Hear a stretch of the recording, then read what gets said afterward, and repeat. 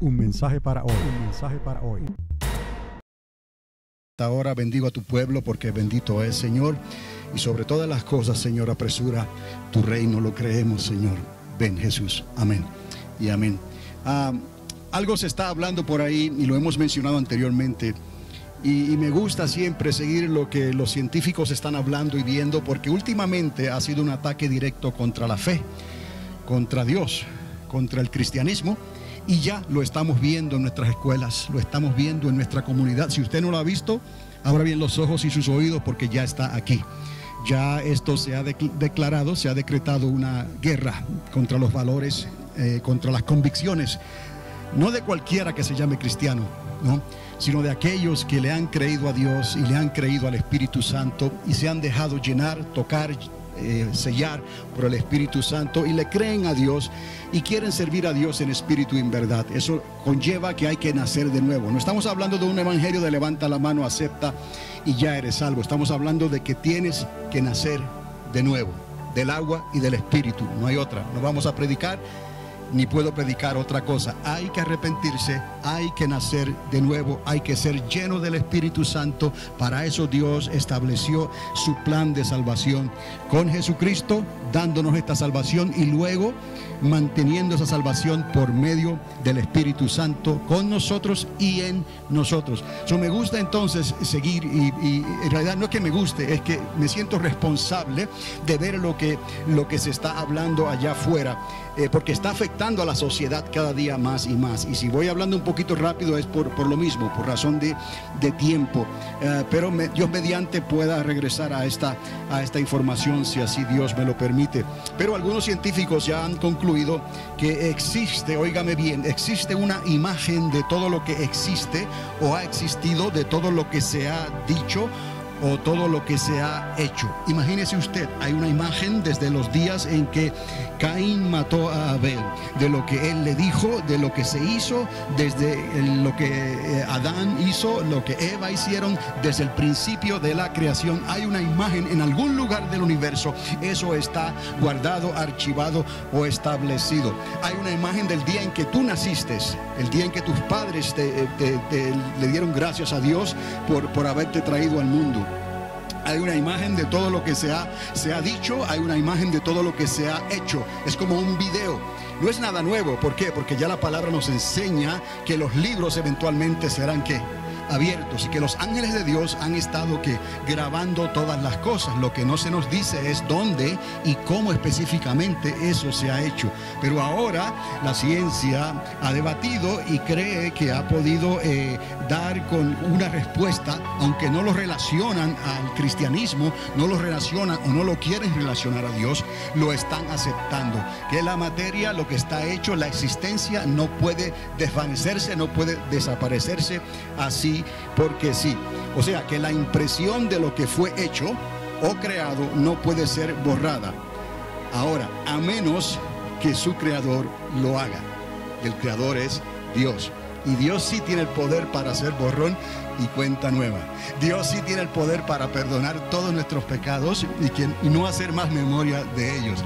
Aquí vemos entonces lo importante de ver lo que se está diciendo por la ciencia, que ellos usan el conocimiento que Dios le dio para debatir al mismo Dios y así convencen a la humanidad para que se pierda, cuando Dios quiere que ninguno perezca, sino que procedamos al arrepentimiento y nuestros nombres sean inscritos en el libro de la vida. Pero para eso hay que nacer de nuevo del agua y del Espíritu. No hay nada nuevo hasta aquí.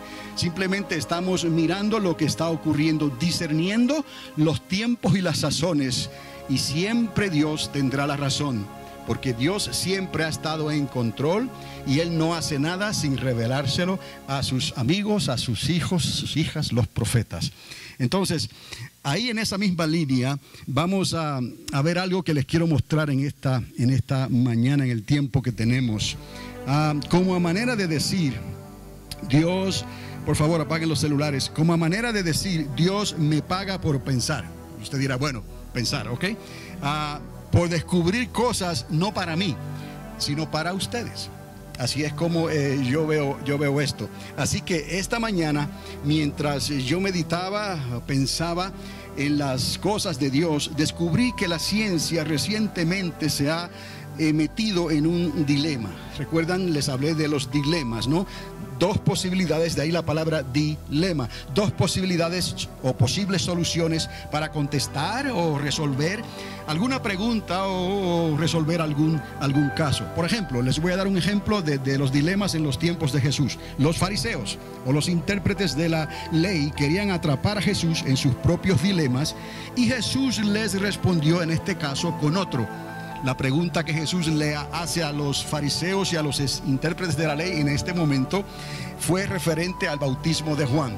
Aquellos que han leído y se recuerdan de esa porción, Jesús les dice, ¿el bautismo de Juan era de los hombres o era de Dios? O sea, hay aquí dos respuestas que los pone a ellos en una encrucijada. Si decían que era de los hombres, pues entonces los apedreaban porque el pueblo creía que lo que hacía Juan Juan el Bautista era de Dios. Y si decían de Dios, entonces tenían que aceptar lo que el Hijo de Dios estaba hablando y estaba haciendo. Eso era un tipo de dilema.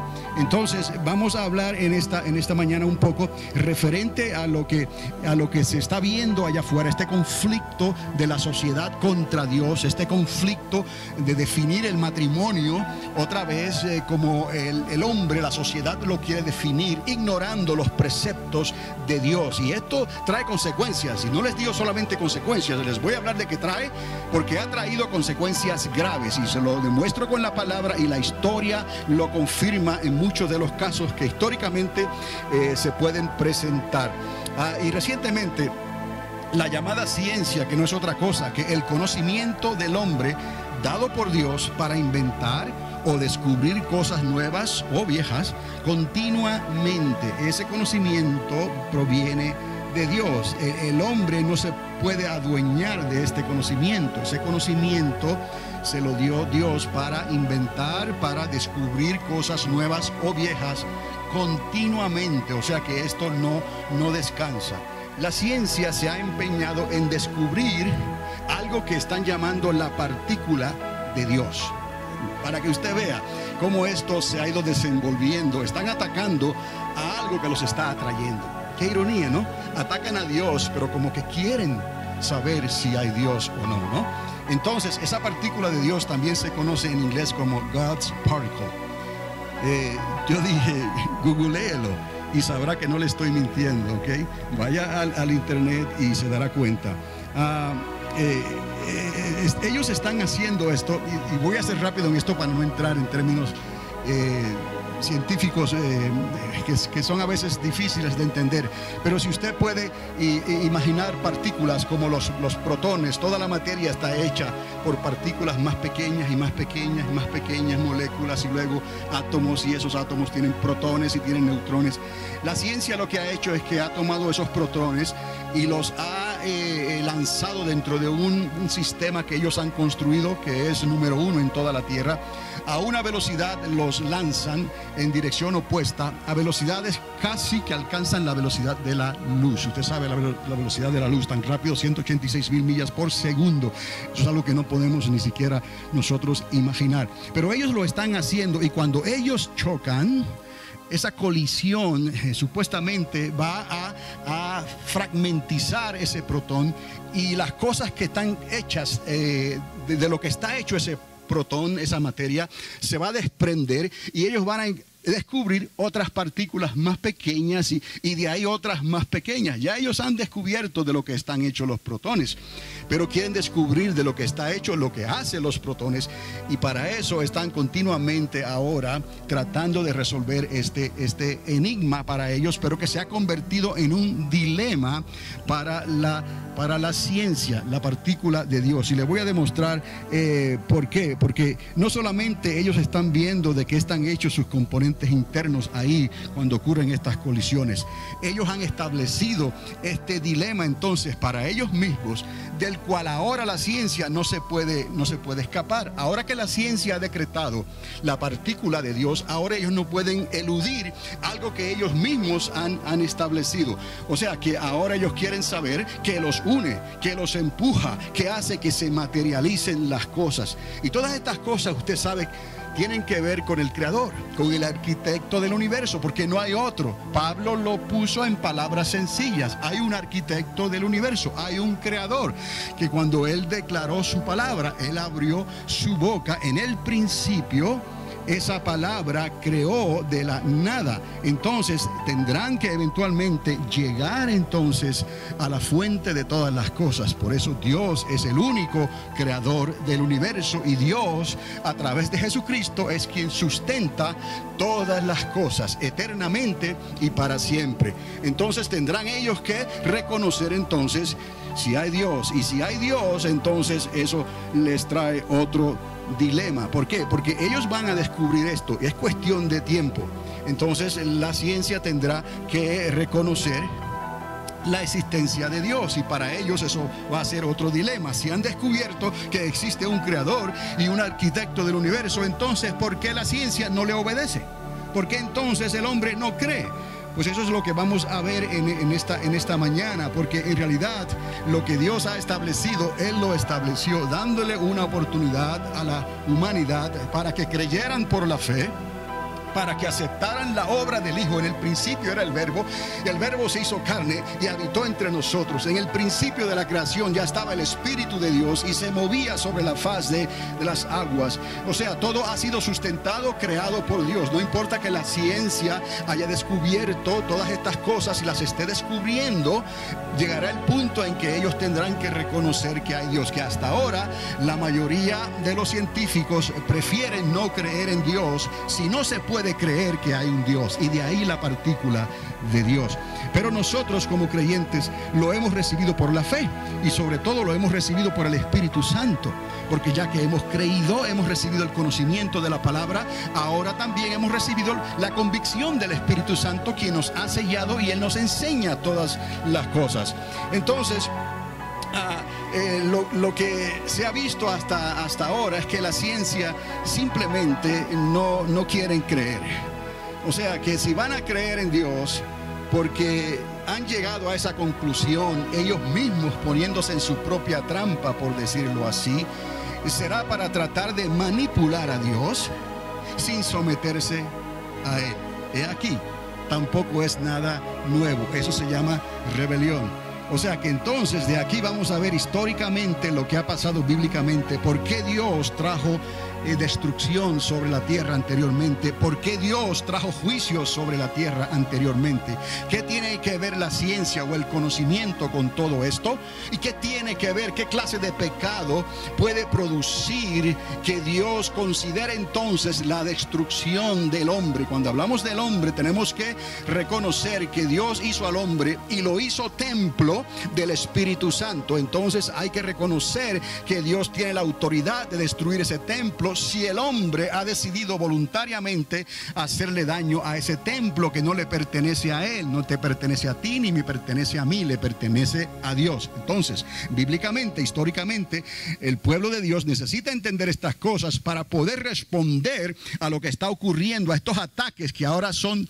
tan directos y que cada día se volverán más directos, y que ya están dentro de la comunidad, ya están dentro de las escuelas, ya están dentro de los negocios, ya están dentro de todo, están saturando, y lo que falta es que puedan penetrar las mismas iglesias poniendo algún tipo de presión por el mismo gobierno, aprovechándose de tal vez personas que no se atreven a hablar la palabra de Dios, temiendo que eso les pueda traer alguna consecuencia adversa o contraria.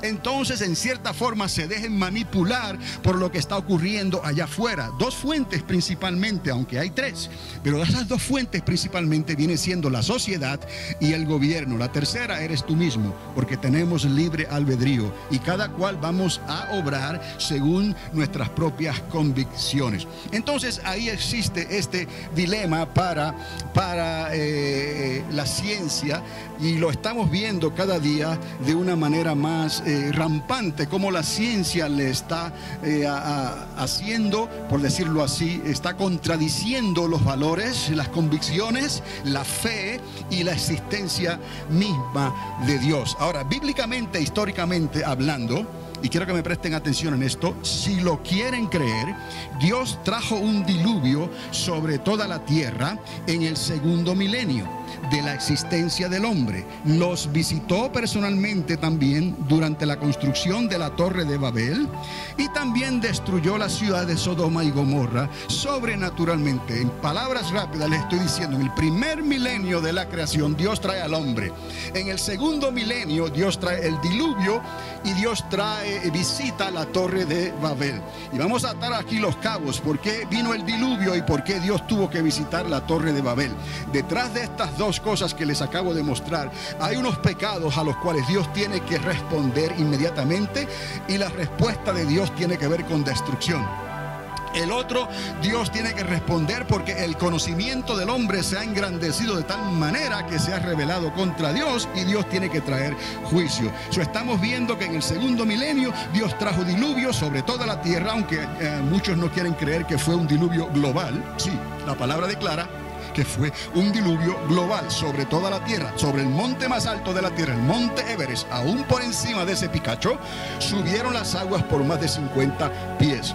Ahora, en el tercer milenio, Dios destruye las ciudades de Sodoma y Gomorra sobrenaturalmente. En el cuarto milenio apareció el primer anticristo declarado en la palabra, y también el Cristo nace en los días de Herodes el Grande. Estamos viendo aquí ciertas relaciones, porque el anticristo tan cerca al nacimiento o a la manifestación del Cristo, el verdadero Mesías, el Hijo de Dios que nació de María por obra del Espíritu Santo de Dios. Y todo esto nos va a servir para poder entender entonces.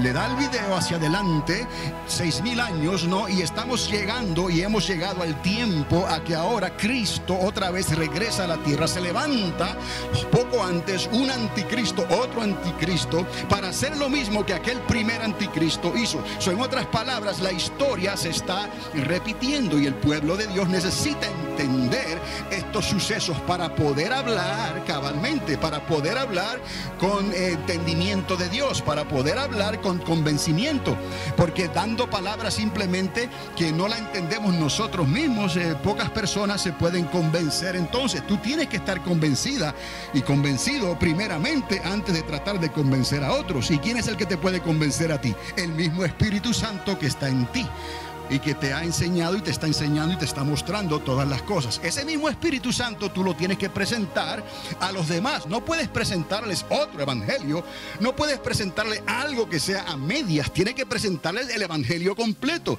Necesitas arrepentirte, necesitas creerle a Dios, nacer de nuevo, necesitas bajar a las aguas, pero también tienes que ser bautizado en fuego. Si esto no es proyectado, si esto no es programado o proclamado a ellos, entonces el evangelio que tú has presentado es un evangelio incompleto. ¿Por qué les digo estas cosas? Porque esto es tan necesario hoy como lo fue hace 2000 años atrás. Jesús mismo le dijo a los discípulos: es necesario, quedaos quietos en Jerusalén hasta que seáis investidos de lo alto. ¿Qué era lo que iba a ocurrir? El bautismo en fuego del Espíritu Santo, y eso seguiría repitiéndose sucesivamente a través de la historia, como lo podemos comprobar en el libro de los Hechos 2, 3, 4, 5 y hasta 6 veces. Hasta el día de hoy, el bautismo del Espíritu Santo no es una opción, es una necesidad para poder discernir estos tiempos que estamos viviendo y para poder producir creyentes por la gracia y el favor de Dios, creyentes que verdaderamente puedan nacer de nuevo,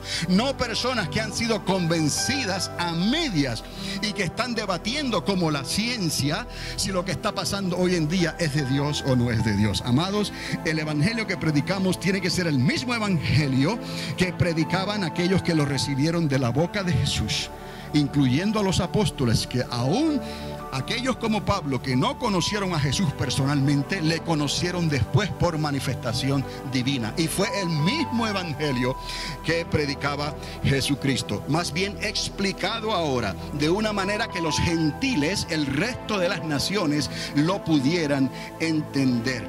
Así que entonces Vimos que en el primer milenio, rapidito, Dios crea al hombre. En el segundo milenio trae el diluvio y la torre de Babel fue visitada. En el tercer milenio se destruye sobrenaturalmente la ciudad de Sodoma y Gomorra. En el cuarto milenio se manifiesta el primer anticristo, y el Cristo en los días de Herodes el Grande hace su alumbramiento, o lo que conocemos como el primer advenimiento de nuestro Señor Jesucristo. Estamos esperando el segundo advenimiento de nuestro Señor Jesucristo para establecer el milenio, su reino aquí en la tierra. Entonces, en el quinto milenio se establece la iglesia. En el quinto milenio hasta el día de hoy, entrados ya en el sexto milenio, la iglesia ha vivido, por decirlo así, en esa ventana de tiempo o dispensación de tiempo, como algunos le quieren llamar.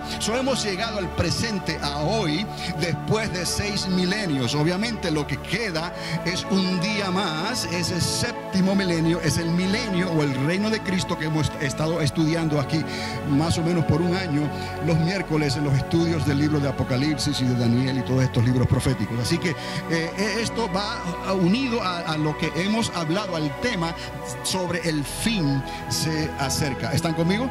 Ok, entonces, ¿cuáles fueron las razones principales, ahora que les he dicho esto? ¿Cuáles fueron entonces las razones principales para que Dios respondiera de esta manera? ¿Por qué ese diluvio? ¿Por qué Dios tuvo que venir tan enojado? No, más bien enojado. Él no vino enojado primero a lo de la Torre de Babel. Él vino a evaluar. Él vino a ver lo que el hombre estaba haciendo. Así se describe en la palabra, porque Dios respeta nuestro libre albedrío. Bajemos y veamos lo que el hombre está haciendo, porque parece que se han determinado a hacer algo y nadie los desistirá de pensar de otra manera. Dios viene, y cuando Dios comprueba lo que está pasando, entonces Dios hace lo que va a hacer. Pero ¿qué fue lo que provocó esto? ¿Qué provocó el diluvio? ¿Qué provocó entonces que él descendiera a la torre de Babel? Bueno, sabemos entonces que en el capítulo 6 del libro de Génesis se describe claramente qué es lo que ocurre, en términos de qué fue lo que ocurrió, que Dios tuvo que decir: ya no contenderá más mi espíritu con el espíritu del hombre. Cuando yo le hablo ahora de cierta información que le voy a presentar, la información que yo he comparado la busco en fuentes rabínicas, ¿okay? Del judaísmo. La salvación viene de los judíos. Entonces voy a las fuentes rabínicas primeramente, y entonces estudio lo que ellos están diciendo, obviamente. Un mensaje para hoy. Un mensaje para hoy.